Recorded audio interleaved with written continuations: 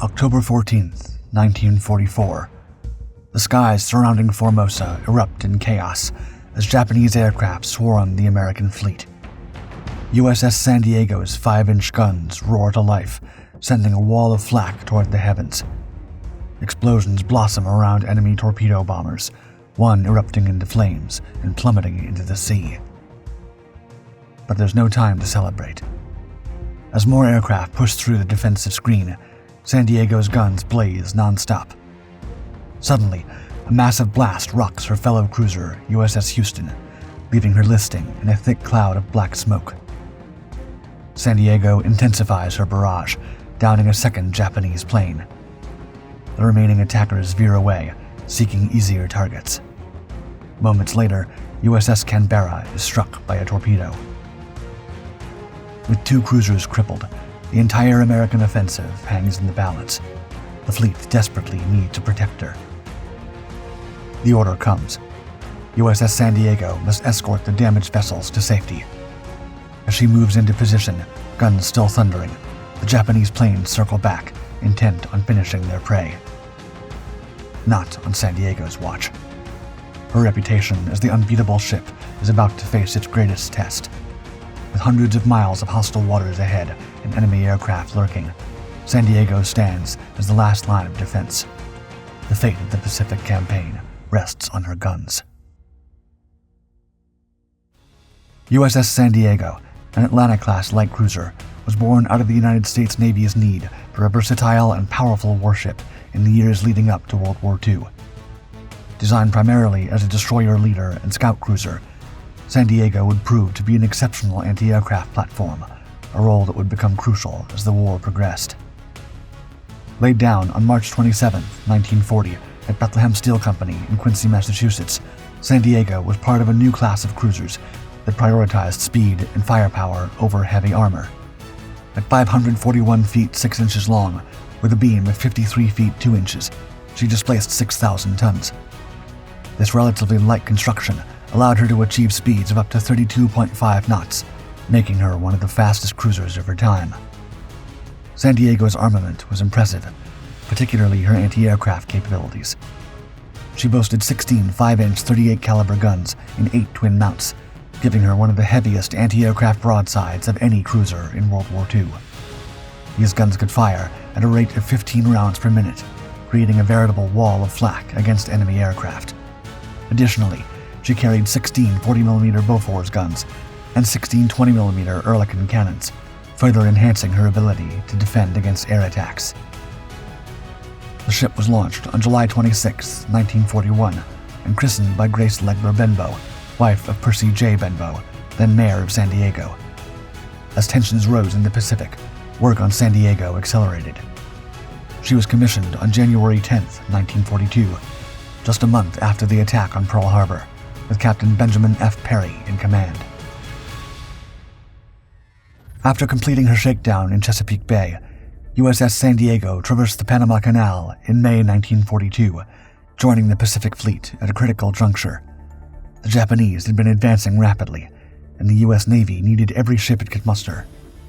On June 15th, San Diego took on her first major assignment, escorting USS Hornet, one of the few American aircraft carriers left after the Battle of Midway. In August, San Diego faced her baptism by fire during the Guadalcanal campaign, the first major Allied offensive in the Pacific. This operation aimed to prevent Japan from cutting off supply lines to Australia and New Zealand. San Diego's anti-aircraft batteries were put to the test as waves of Japanese bombers assaulted the invasion force. The intensity of the Pacific War became starkly clear as San Diego witnessed the sinking of USS Wasp on September 15th and USS Hornet on October 26th, leaving the U.S. with precious few carriers in the theater. These losses underscored the importance of San Diego's role.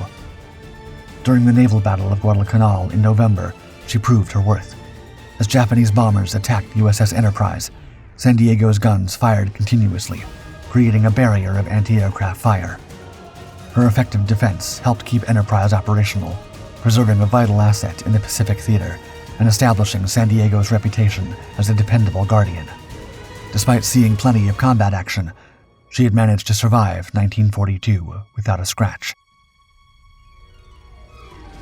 As the Guadalcanal campaign came to an end in February 1943, San Diego's proven capabilities would make her an integral part of the United States island-hopping strategy. This approach aimed to capture key islands, bypassing heavily fortified Japanese positions to bring the Allies within striking distance of Japan itself. In November, San Diego joined a task force supporting the invasion of Bougainville, a crucial step in neutralizing the major Japanese base at Rabaul. Her guns provided constant protection for USS Saratoga and HMS Victorious, allowing Allied aircraft to support ground operations effectively. At Rabaul, her precise gunnery helped repel Japanese counterattacks, contributing to the gradual erosion of Japan's air power in the region. Each successful defense bolstered San Diego's growing fame as a steadfast protector of the fleet. Operation Galvanic, the invasion of the Gilbert Islands, saw San Diego play a critical role in one of the war's bloodiest battles. As Marines struggled to secure the tiny atoll of Tarawa, San Diego's anti-aircraft fire shielded the vulnerable invasion fleet from Japanese air attacks. Despite the ferocity of the fighting, San Diego once again emerged unscathed. Her performance highlighted the crucial role of anti-aircraft cruisers in supporting amphibious operations, a tactic that would prove essential in future island assaults. In December, San Diego's versatility was again on display when she escorted the torpedo-damaged USS Lexington back to Pearl Harbor. This mission underscored her ability to adapt to different roles, from offensive support to defensive escort, ensuring the safety of a valuable carrier and its crew. In January 1944, after receiving upgrades to her radar and anti-aircraft armament, San Diego joined the elite Fast Carrier Task Force. This assignment placed her at the forefront of the U.S. Navy's offensive operations in the Pacific, tasked with protecting the precious aircraft carriers that had become the centerpiece of naval warfare. San Diego's enhanced capabilities were immediately tested during Operations Flintlock and Catchpole, the assaults on the Marshall Islands. Her improved guns and radar allowed her to engage Japanese aircraft more effectively, providing a protective screen for Allied bombers striking enemy defenses. The task force's attack on Truk, long considered Japan's impregnable fortress in the Central Pacific, dealt a severe blow to Japanese naval power. San Diego's contribution to this successful operation further cemented her status as a key asset in the fleet. These victories culminated in the Battle of the Philippine Sea in June, a decisive engagement that would effectively destroy Japan's naval air power. As hundreds of Japanese aircraft launched desperate attacks against the American fleet, San Diego's guns fired almost continuously. This battle, dubbed the Great Marianas Turkey Shoot due to the lopsided Allied victory, marked a turning point in the Pacific War. By September 1944, the Allies were poised to retake the Philippines, a crucial step in cutting off Japan's resource supply lines and bringing the war to its doorstep. USS San Diego, now a veteran of numerous Pacific battles, played a key role in this ambitious operation. On September 21st, San Diego supported strikes against the Manila Bay area, softening Japanese defenses in preparation for the upcoming invasion. These attacks were critical in reducing enemy air power and shore defenses, paving the way for ground forces. The intensity of combat reached new heights from October 12th to 15th. As Allied carriers bombarded the airfields of Formosa to neutralize Japanese air power, enemy aircraft launched desperate counterattacks. San Diego's guns were in constant action, downing 2 enemy planes and forcing many others to break off their attacks. However, the Japanese managed to inflict damage as well. San Diego's crew watched in dismay as USS Houston and USS Canberra fell victim to torpedo hits. True to her role as protector, San Diego quickly moved to escort these damaged cruisers to safety at Ulithi, demonstrating her versatility in both offense and defense. In December 1944, San Diego faced an enemy even more formidable than the Japanese, nature itself. Typhoon Cobra, a massive storm, battered the Third Fleet with 100-mile-per-hour winds and towering waves. San Diego's sturdy construction and the skill of her crew were put to the test as she rolled heavily in the mountainous seas. While other ships in the fleet succumbed to the storm's fury, San Diego emerged in one piece. Not even Mother Nature could damage her. As 1945 dawned, the Allies began a series of operations aimed at strangling Japan's war effort and bringing the conflict to a close. USS San Diego, battle-hardened and more capable than ever, was at the forefront of this final push. In January, San Diego joined the force that boldly entered the South China Sea, a vital shipping lane for Japan. This operation dealt a severe blow to enemy supply lines, with attacks launched against Formosa, Luzon, Indochina, and southern mainland China. San Diego's anti-aircraft batteries were crucial in protecting the fleet during these daring raids deep in enemy-controlled waters. February marked a significant milestone in the war when San Diego participated in the first carrier raids against the Japanese home islands since the Doolittle Raid of 1942. These strikes on the Tokyo area demonstrated the increasing reach and power of American forces, bringing the war directly to Japan's populace and leadership. Following these raids, San Diego's focus shifted to supporting the invasion of Iwo Jima. This small, heavily fortified island was critical for the Allies as a base for fighter escorts and emergency landings for B-29 bombers. From February 19th to March 26th, San Diego's guns were in near constant action, providing vital anti-aircraft cover for carriers, launching strikes against the island's tenacious defenders. On March 1st, 1945, San Diego briefly detached from the carrier force for a special mission. Along with other cruisers, she bombarded Okino Daitojima, an island outpost, in preparation for the invasion of Okinawa. This shore bombardment showcased San Diego's adaptability, proving her effectiveness against land targets as well as aircraft. The Battle of Okinawa, beginning on April 1st, 1945, would be San Diego's final and perhaps most challenging engagement of the war. The invasion of this heavily defended island, the last stepping stone before Japan itself, provoked fierce resistance. For over 2 months, San Diego's guns blazed almost continuously, fending off waves of Japanese aircraft, including many kamikaze planes. During this brutal campaign, San Diego's air defense capabilities reached their zenith. On both April 11th and 16th, her gunners achieved the remarkable feat of shooting down 2 attackers each day.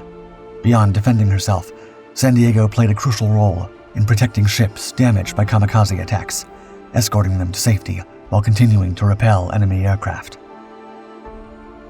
After months of relentless combat, San Diego entered a dry dock in Giwan, Samar Island, for much-needed repairs and maintenance. This brief respite allowed her battle-weary crew to recover and restore the ship to peak fighting condition, ready for what everyone expected to be the final and most costly operation of the war: the invasion of Japan itself. As the war entered its final stages, USS San Diego rejoined the carrier force operating off the coast of Japan. From July 10th until the cessation of hostilities on August 15th, 1945, she continued her role as a guardian of the fleet, her guns ever ready to repel Japanese air attacks. August 27th, 1945, saw USS San Diego sail into Tokyo Bay. This light cruiser broke new ground, becoming the first major Allied warship to enter these waters since the war began.